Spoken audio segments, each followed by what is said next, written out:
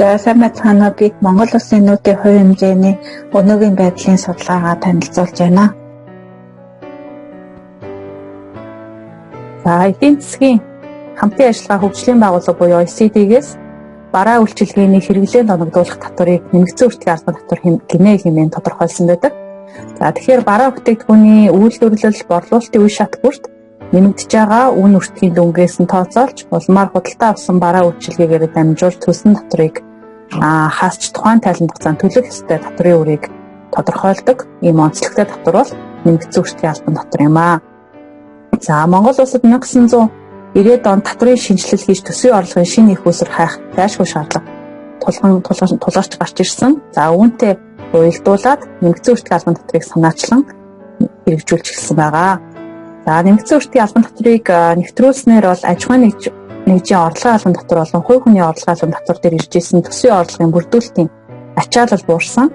За нэмэгдсэн үртгийн албан татвар нь төсвийн орлогыг бүрдүүлэхийн зэрэгцээ эдийн засагт хяналтын үүргийг давхар гүйцэтгэж байгаа. Өөрөөр хэлэх юм бол нэмэгдсэн үртгийн албан татварыг ногдуулах замаар далд эдийн засгийг тодорхой хэмжээгээр ил болгож байгаа гэсэн үг. За нүүдийн үүсэл хөгжил нь 19-р зууны дунд үе буюу Америкийн нэгдсэн улсын иргэний дайны үеэс эхэлдэг гэж үздэг бол нүүдийн анхны хувилбарыг 1950-ад онд Францын татврын албаны дарга санаачилсан гэж үздэг. Харин төсвийн орлогыг нэмэгдүүлэх шинэ аргыг бол 1910-ад онд хэрэгжүүлж эхэлсэн бол олон улсад буюу Америкийн нэгдсэн улсад 1910, Герман улсад 1918, Франц улсад 1950-ад онд нүүдийг хэрэгжүүлж иржээ. Монгол улсад нэмэгдсэн үртгийн албан татвар үүсч хөгжсөн түүхийг авч үзэх юм бол 1993 онд худалдааны татвар нэртэй анхны нэмэгдсэн үртгийн албан татвартай холбоотой хууль батлагдсан. За уг хуулиар бол тухайн татварын хувь хэмжээг 10%-аар тогтоож ирсэн. За үүнээс хойш 1997 онд нэмэгдсэн үртгийн албан татварын тухай хуулийг батлаж гаргасан бөгөөд уг хуулиар бол 13%-аар хувь хэмжээг нь тогтоосон байгаа. За 2000 онд бол яг гэхээр уг хувь хэмжээ маань 15% болж өссөн. За тэгээ 2006 оны татварын хуулийн шинжилэлээр хувь хэмжээ нь буцаад 10% болж буурсан байгаа. За 2006 оноос хойшоо бол өдийг хүртэл уг хувь хэмжээнд бол өөрчлөлт ороогүй 10% хэвээрээ байгаа. За хамгийн сүүлд 2016 онд нэмэгдсэн үртгийн албан татварын тухай хуульд орсон өөрчлөлтөөр нэмэгдсэн үртгийн албан татварын урамшууллын системийг санаачлан хэрэгжүүлж эхэлсэн байгаа. За нүүдэн компани үйл ажиллагааны эцсийн үр дүнгээс үл хамааран ногдуулдаг татвар учраас шууд ус татварын ангилалд ордог. Мөн хэрэглээний татвар учраас татварын дарамтыг татвар төлөгч этгээд биш эцсийн эрхлэгч үрдэг байгаа. За мөн хувийн болон бизнесийн хэрэглээ улс орны хувьд харьцангуй тогтмол жиг байдгаас энэ төрлийн татвар нь төсвийн орлогын тогтмол байнгын их үүсвэр болж өгдөг бахнэ.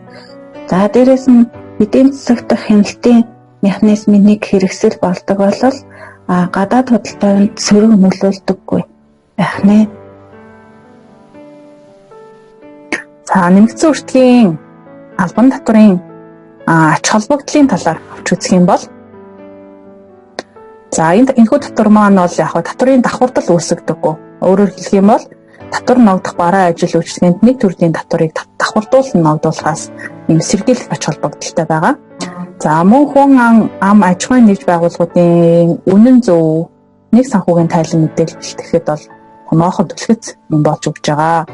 За мөнгөний урсгалыг төрийн өөрийн хяналтанд байлгаж хувь хүн аж ахуйн нэгж байгууллагыг санхүүгийн цэгцтэй тогтолцоонд оруулахад мөн чухал үүргийг гүйцэтгэж байгаа татвар юм аа.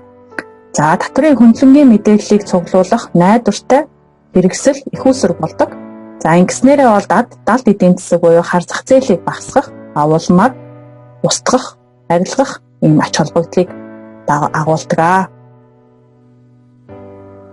За олон улсад нүүдийг дараах хувь хэмжээгээр ногдуулж байна. Улс орнууд стандарт хувь хэмжээг дийлэнх бараа ажил үйлчилгээнд ногдуулдаг бол буур улсын хувь хэмжээг онцлог шин чанартай бараа ажил үйлчилгээнд хэрэгжилж байна. Харин нэмэгдүүлсэн хувь хэмжээг ихэвчлэн тансаг зэрэглэлийн бараа, захилгаан, өвөрөн холбоо, тамхи, арх, хийжүүл сунда, шоколад зэрэг зүүн төрлийн бараа ажил үйлчилгээнд ногдуулдаг бол Тэг хувь хэмжээ нь бол татвар ногдох бараа ажил үйлчлэг нь тэг хувь хэмжээгээр буюу татвар ногдуулан төлөхгүй гэсэн үг юм аа. Тэг хувь хэмжээ буюу чөлөөлөгдөх бараа ажил үйлчлэг нь экспортод гаргасан бараа ажил үйлчлэгээ хөдөө аж ахуйн бүтээгдэхүүн, уул уурхайн бүтээгдэхүүн, ийм эмнэлгийн хэрэгсэл, боловсрол, нийтийн тээвэр зэрэг бараа ажил үйлчлэгээ нь ногдуулдаг байна. За нэмэгдсэн өртгийн албан татвар болон хэрэглээний татварыг ногдуулж байгаа улс орнуудын тоог авч үзэх юм бол эдийн засгийн хамтын ажиллагаа хөгжлийн байгууллага буюу OECD-гээс жил бүр гаргадаг Consumption Tax Trend 100 хэдэн улс орнууд нэмэгдсэн өртгийн албан татварыг нэвтрүүлж эхэлж байсан. За харин 2020 оны байдлаар бол дэлхийн 170 орнд уг татвар буюу нэмэгдсэн өртгийн албан татвар болон хэрэглээний татварыг хэрэгжүүлж байна. За энэ слайд дээр бол улс орнуудын стандарт хувь хэмжээний дунджийг харуулсан байна. Үүнээс аваад харах юм бол 1976 оноос хойш эдийн засгийн хамтын ажиллагаа хөгжлийн байгууллагын гишүүн орнуудын ерөнхий дундаж стандарт хувь хэмжээ нь жил бүр өссөн үзүүлэлттэй байна. 2020 оны байдлаар дундаж стандарт хувь хэмжээ нь 19.3% байна. Харин PwC олон улсын аудитын байгууллагын вебсайтэнд байршуулсан мэдээлэлээс харахад дэлхийн 136 орны нөөц болон хэрэглээний татварын ерөнхий дундаж нь 16% байна. Үүнээс хамгийн өндөр хувийг Унгар улс 27%-аар ногдуулж байгаа бол хамгийн бага хувийг Тайван, Оман, Бахрейн зэрэг улсууд 5%-аар ногдуулж байна. За 2020 оны байдлаар нэмэгдсэн өртгийн албан татварыг хэрэгжүүлж байгаа 170 гаруй орн байна гэж хэлсэн. За тэгэхээр энэ 170 гаруй орноос бол нэмэгдсэн өртгийн албан татварын хувь хэмжээ нь олон нийтэд нээлттэй байршсан мэдээлэл нэлт тод байгаа 136 орн байна. За уг 136 орны бол 77 орн нь буюу 50-аас дээш хувь нь бол нэмэгдсэн өртгийн албан татварын хувь хэмжээндээ стандарт тэг хувь хэмжээнээс гадна өөрийн улсын онцлог, улсын эдийн засгийн онцлог, нийгмийн онцлогоос хамааран нэмэгдүүлсэн болон бууруулсан хувь хэмжээг дангаар нь эсвэл хослуулан хэрэгжүүлж байна. Олон улсын валютын сангийн World Economic Outlook 2020 тайланд бол нэг хүнд ногдох улс орнуудыг нэг хүнд ногдох дотоодын нийт бүтээгдэхүүнээр нэрэмжилсэн байсан. Үүнээс бид 10 дугаар байрт эхний 10 байрт ирэмтлэгдэж байгаа орнуудын 3 улсыг 60-аас 80 дугаар байрт ирэмтлэгдэж байсан 2 хөрш болон дурын нэг улсыг мөн манай улсын ирэмтлэгдэж байсан 113 дугаар байртай нэг төвшөнд буюу 110-аас 130-д жагссан орнуудаас 2 улсыг сонгоо авч хувь хэмжээг нь харьцуулан авч үзсэн. За үүнээс харахад бол улс орнуудын нөөтийн хувь хэмжээ нь нэг хүнд ногдох дотоодын нийт бүтээгдэхүүнээс үл хамааран дэлхийн улс орнууд стандарт бууруулсан тэг хувь хэмжээг ашиглаж байна. За сонгоо авсан улсуудын нэг хүнд ногдох дотоодын нийт бүтээгдэхүүнээрээ тэргүүлэх улсуудын хувьд бол нэг стандарт хувь хэмжээ 2-оос 3 төрлийн бууруулсан хувь хэмжээг ашиглаж байна. За манай улсын хөрш улсын хувьд нэг хүнд ногдох дотоодын нийт бүтээгдэхүүнээрээ 60-аас 80 дугаар байранд ирэмблэгдэж байсан бөгөөд тухайн интервалд багтаж байгаа улсууд мөн адил стандарт бууруулсан тэг хувь хэмжээг ашиглаж байна.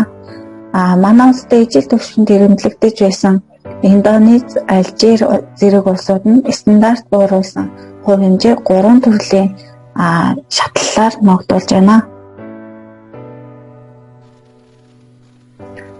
За нэмэгдсэн өртгийн албан татварын төсвийн орлого болон татварын орлогод эзлэх хувь хэмжээг авч үзэх юм бол ерөнхийдөө дэлхийн улс орнуудад бол төсвийн орлогынхоо 20 орчим хувийг нэмэгдсэн өртгийн албан татвараар бүрдүүлдэг. Манай улсын хувьд бол 1993-аас 97 оны үед бол 11.2-оос 17.1 хувьтай байсан байна. За 2017 оны хувьд бол 20.4 хувьтай, 2019 оны хувьд бол 20.8 хувьтай. Ерөнхийдөө дунджаар бас 20 орчим 20 гаруй хувийг бол уг татвараар бүрдүүлж байна. За нэмэгдсэн өртгийн албан татварыг нэвтрүүлж, за улмаар шат дараалсан шинжилгээний бодлогыг хэрэгжүүлснээр аж ахуйн нэгжийн орлогын албан татвар болон хуваарай бизнес эрхэлж байгаа иргэний татврын бүрдүүлэлтийг сайжруулах, за татврын байгууллагын татврын хуулиудын биелэлтэнд хяналт тавих, за далд эдийн засгийг бууруулахад илүү ач холбогдолтой болсон. За харин нэмэгдсэн өртгийн албан татвараар татврын орлогын бүрдүүлэлтийг авч үзэх юм бол 1993-аас 97 оны үед бол 13.6-аас 23.3% байсан бол за 16-аас 2016-аас 2019 оны байдлаар бол 26.8% байна гэсэн ийм мэдээлэл статистик байна. За энэ слайдн дээр нүүдийн хувь хэмжээ болон нүүд төлөгчийн тоо жижиг дунд үйлдвэрлэл үйлчилгээ эрхлэгчдийн тоог харуулсан байна. Үүнээс авч харах юм бол нүүд суудхан төлөгчийн тоо 2001 оны байдлаар 3349 байсан бол 2019 он гэхэд 12 дахь өссөн буюу 40169 болжээ. Үүнээс дүгнэж аваад үзэх юм бол эдийн засгийн хүрээ нэмэгдэхийн хэрээр уг тоо хэмжээ өссөөр байх хандлагатай байна. Харин 2019 оны байдлаар Монгол улсад үйл ажиллагаа явуулж байгаа аж ахуйн нэгж байгууллагын 67%-ийг жижиг дунд үйлдвэрлэл үйлчилгээ эрхлэгчид эзэлж байна. За жижиг дунд үйлдвэрлэл үйлчилгээг дэмжих тухай Монгол улсын хуулийн дагуу бол дараах нөхцөлийг хангасан аж ахуйн нэгжийг бичээл, жижиг дунд үйлдвэрлэл үйлчилгээ эрхлэгч гэж ангилсан байдаг. За уг ангиллалын гол шалгуур нь бол тухайн байгууллагын ажилчдын тоо болон жилийн борлуулалтын хэмжээ байгаа. За манай орны хувьд бол тухайн аж ахуйн нэгж байгууллагын хэмжээнээс үл хамааран борлуулалтын орлогын 10%-аар нэмэгдсэн өртгийн албан татварыг суудхан төлж байгаа. За олон улсын туршлагаас харахад бол жижиг аж ахуйн нэгж байгууллагуудыг дэмжих зорилгоор стандарт хувь хэмжээнээс доогуур бууруулсан хувийг ашиглах хандлага түгээмэл байдаг. За тухайлбал бүгд найрамд хятад ард улсын хувьд бол 6-аас 13% байдаг стандарт хувийг 3% хүртэл бууруулж, Ган улсын хувьд бол 12.5% стандарт хувийг 3% хүртэл бууруулж, за Тайвань улс 5% стандарт хувийг 1% хүртэл 1% болгон бууруулж ногдуулдаг. За тэгэхээр энэ нь бол яг гэхээр тухайн байгууллагын тухайн улс орны эдийн засгийн жижиг дунд аж ахуйн нэгж байгууллага дэмжих бодлогын хүрээнд хийгдэж байгаа юм ажил ахнэ. За мөн аж ахуйн нэгж байгууллагуудын үйл ажиллагааны чиглэлээс хамааруулаад хэд хэдэн стандарт хувь хэмжээг ашигладаг улсууд байдаг. За тухайлбал бүгд найрамд хятад ард улс бол 3, Гондурас улс бол 2, за Энэтхэг улс 2, Малайз улс 2 төрлийн стандарт хувь хэмжээг ашиглаж байгаа. Тэгэхээр стандарт хувь хэмжээний олон ийм шатлалыг ашиглаж болох нь байна.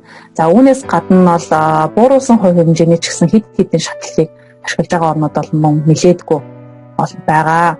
За тухайн улс орнуудын бууруулсан хувь хэмжээ ашиглаж байгаа үндсэн шалтгаан нь бол улс орны тэргүүлэх салбарын үйл ажиллагааг дэмжих, хөгжүүлэх, за өргөн хэрэглээний бараа бүтээгдэхүүн, ажил үйлчилгээний үнэ хямд түвшинд барих, олон нийтэд хүртээмжтэй байлгах, за зарим салбарын үйл ажиллагаанд татрын дэмжлэг үзүүлэх замаар ард иргэдийн амжиргааны түвшинг нэмэгдүүлэх зэрэг зорилготой байж болдог байх нэ. За дээрхээс дүгнээд үзвэл нэгдүгээрт нь бол дэлхийн улс орнуудын өөрийн орны эдийн засгийн онцлог, хөгжлийн түвшин, газар зүйн байрлал, хүн амын зүйн бүтэц, улс төрийн байрлал зэрэг олон үзүүлэлтээс хамааруулан стандарт бууруулсан, нэмэгдүүлсэн тэг хувь хэмжээгээр нүүдийг ногдуулж байна. 2002 оны байдлаар бол дэлхийн 136 орны стандарт хувь хэмжээг улс бүрээр нь харьцуулбал ерөнхий дундаж стандарт хувь нь 16% байгаагаас хамгийн өндөр хувийг Унгар улс 27%-аар ногдуулж байгаа бол хамгийн бага хувийг Тайвань, Оман, Бахрейн зэрэг улсууд 5%-аар ногдуулж байна. За улс орнуудын нүүдийн хувийн хэмжээг тогтоосон байдлаас нь харуул нэг хүнд ногдох хотуудын нийт бүтээгдэхүүнээс үл хамааран дэлхийн улс орнууд стандарт бууруулсан болон тэг хувийн хэмжээг ашиглаж байна. Манай улсын хувьд стандарт хувь хэмжээ нь 10% байгаа дэлхийн улс орнуудтай харьцуулахад стандарт хувь хэмжээтэй харьцуулахад 6%-аар доогуур байна. Татварын орлогыг өндөр хувь хэмжээгээр татвар ногдуулах замаар бүрдүүлэх бус улс орны салбар бүрийн онцлог, тэргүүлэх чиглэл, иргэдийн худалдаа авах чадвар, бизнес эдийн засгийн орчин зэрэг өргөн хүрээг хамруулж салбар бүрт тохирсон олон шатлал хувь хэмжээг авч хэрэгжүүлэх нь тохиромжтой гэж үзэж байна. За ингээд бидний илтгэлийг анхаарал хандуулан сонирхсан танд маш их баярлалаа.